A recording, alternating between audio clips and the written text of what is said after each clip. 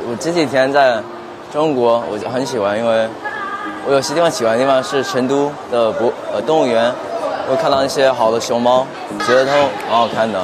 我蛮喜欢天津，因为我们这里可以买到很多东西。